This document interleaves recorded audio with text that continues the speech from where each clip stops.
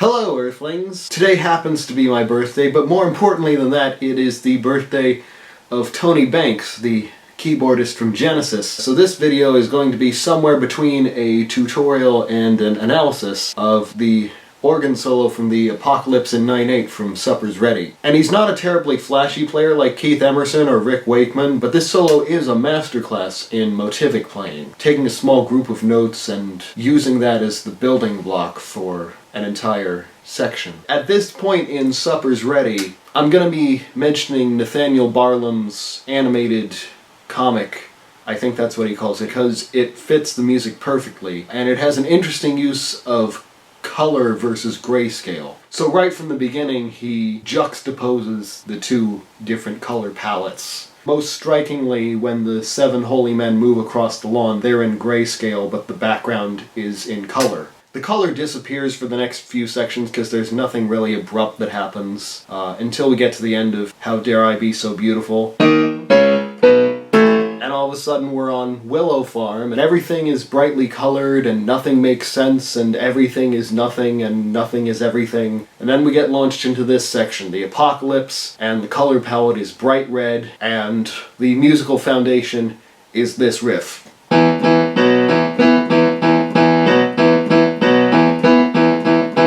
And the organ solo has an interesting rhythmic wrinkle to it because the riff is in 9/8, but nothing Tony plays over it suggests 9/8. Except for the odd bar of something else, he's almost always strongly implying 4/4. And there is another video which shows this solo in 9/8, which is great when you want to see how the implied meters of the phrasing line up with the riff. Thinking of it in 4/4 not only makes it easier to count, but less awkward when you have to stop and start when you're practicing it. So I'm going to split up this solo into 4 sections, each based on a different motive, and each conveniently starting and ending when the 4/4 lines up with the 9/8. So the first bit starts with this motive, starting on A, and he repeats it down a fourth twice.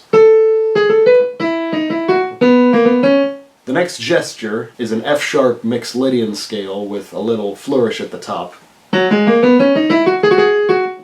It took me a while to get the feel of that one sounding right, because I always wanted to put the last G sharp on the beat, like, rather than putting the grace note on the beat, like, And then we get to the first main motive, which is a 16th note triplet figure, outlining an F-sharp sus2 chord, and then going back down.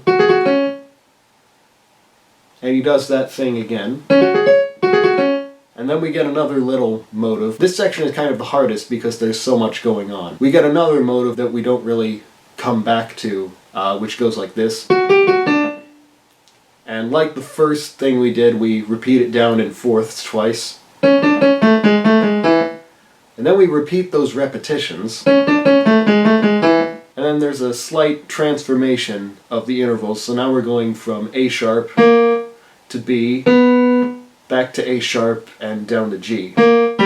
So we've kind of contracted that major third into a minor third, or diminished second if you don't like to use enharmonics. Then we're going to repeat that version again, but change the G to a D. And then we're going to repeat those two again. And then we're going to top that off with a B harmonic minor scale, starting from this F sharp and going all the way to the top, but skipping E.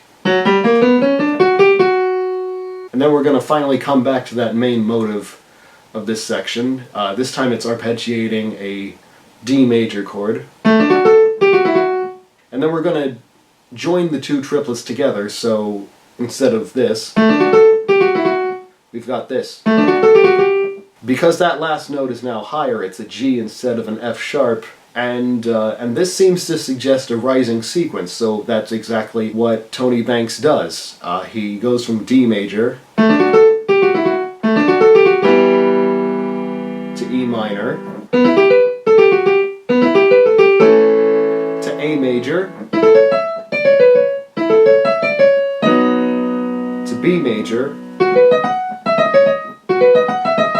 back to E again. This is an exception to the rule of 4/4 because he's implying 7/8 now. It's 1, 2, 3, 4, 5, 6, 7. But we're back in 4/4 now, and the triplets are going to take over. So we're going to begin the motive again, this time arpeggiating E minor.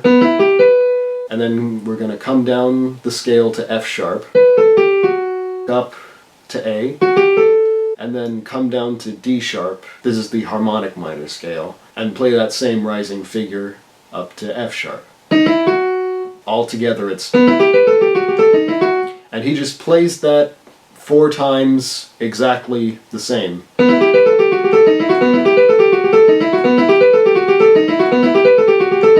And then the next bit is 1 bar of 6/8 or 3/4. It doesn't really matter. It's only 1 bar, and the listener isn't going to notice it. And it's just a sequence built on that last triplet. So you're going to bring it down from D sharp to C to A, and then back up to E and C, and then A again. What scale that was at the beginning of the bar, it doesn't really matter, because it's just a brief, fleeting moment. And then it goes back down to F sharp. And the next bit is in the E Mixolydian scale, where the sequence is going to be rising again, starting on G sharp, and then A, and then B, and then it's going to come down the scale, so inverting the pattern of the triplet. And you're going to do that 3 times.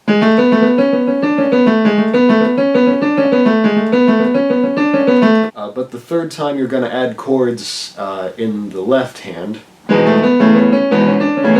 And you're going to repeat it 3 more times, but this time it's going to go up to E, and this time we're just in the straight major, like this.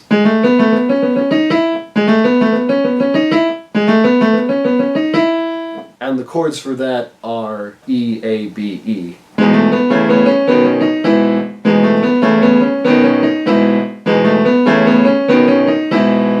Then we get a bit of breathing space. We get to relax and just play some quarter notes. And we're going to be climbing the E Dorian scale here.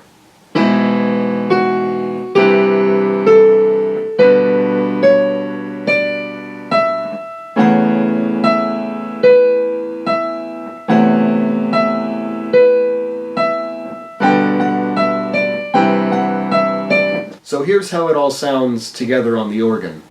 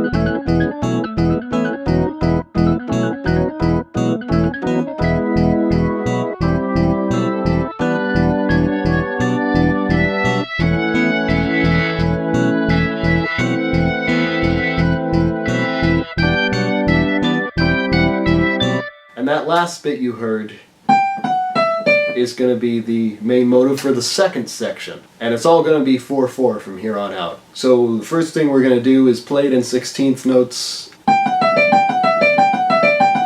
and then invert it.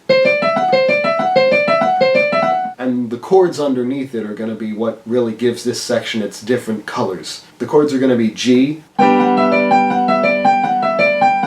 C,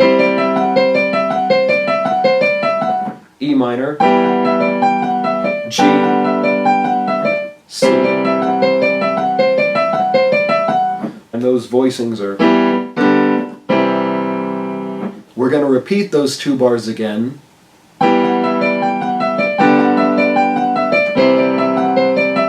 In the second half of the second bar, we're going to sharpen the C's, which turns the C major into a C sharp diminished, which leads to D major. And then we're going to sharpen the Ds. So now D sharp diminished leads to E major. And then we go to A. And then to F sharp major. So now we're in E Lydian. We've got an A sharp now. And then we're going to go to B major. We're still keeping that A sharp. And then we're going to keep going down the scale. But we're going to do it as just straight Ionian major now. And the B7 is going to lead to E7. This is another point where the hands kind of overlap, because I'm not playing an organ. We're going to repeat those 4 beats again. And then we're just going to do straight major chords this time.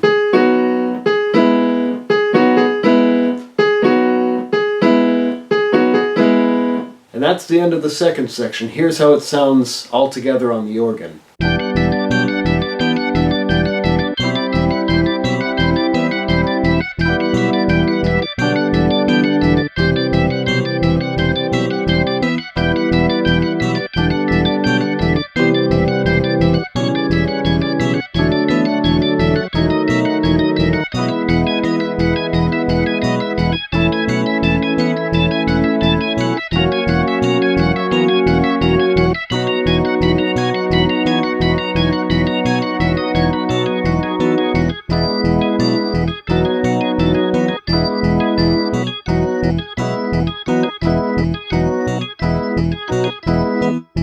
We're at the third section now, and the theme for this section is blocked chords. I like to think of most of these as just a series of plagal cadences, or 4-1, rather than the individual chord names. So we start with E minor to B minor, that's a plagal cadence in B minor. And then D to A, which is another plagal cadence in A.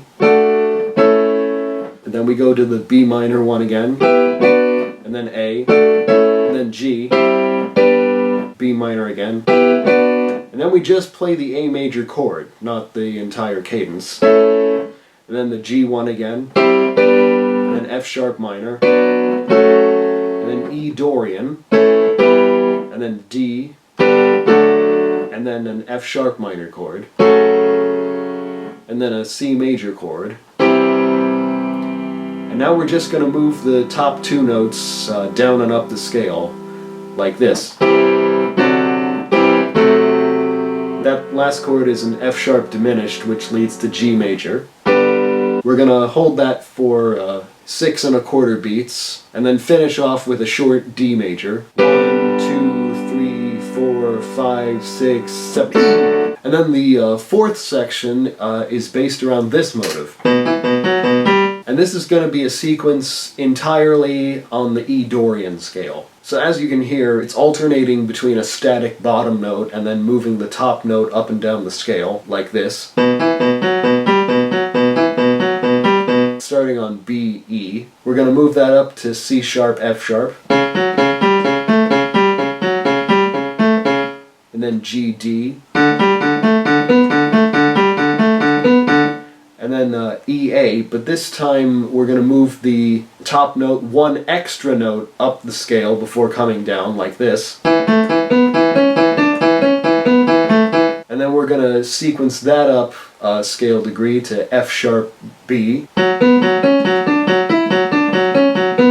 And for this next one, we're just going to play the first half of it and only move the bottom note up to G.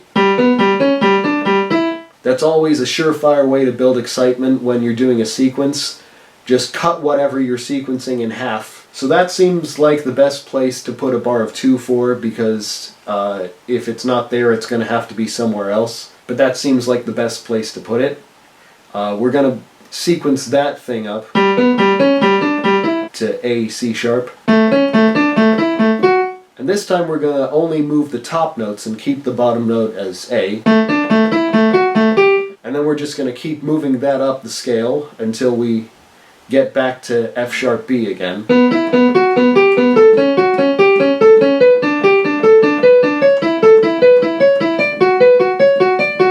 And then we're going to do the same thing again. Go from F sharp B to G B to A C sharp to A D. And then just continue normally through B E, C sharp, F sharp. And Tony finishes off the solo with a barrage of C naturals. And this note happens to enter at the same exact moment that the guitar is playing an F sharp in the riff below, like this.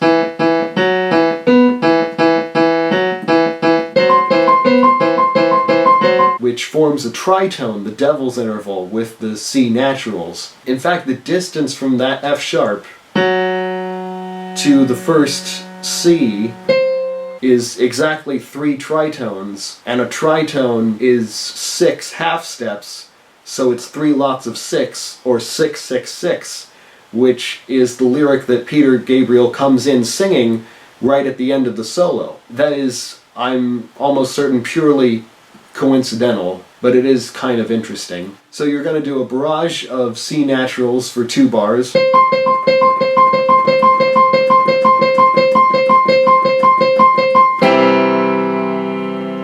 And finish with a big C major chord like that. And this is how the last 2 sections sound on the organ.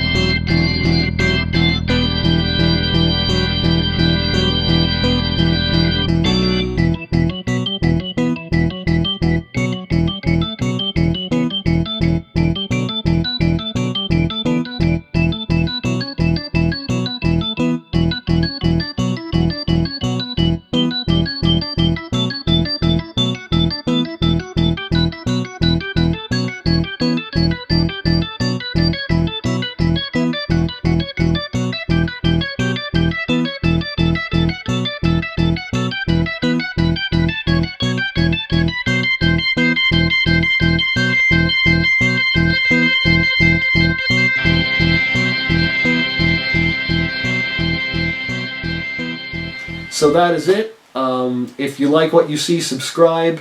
If you really love what you see, ring the bell. Do you want to see more of these? Let me know in the comments. I've got all my links in the description, as well as a PDF of this written out with all the implied meters.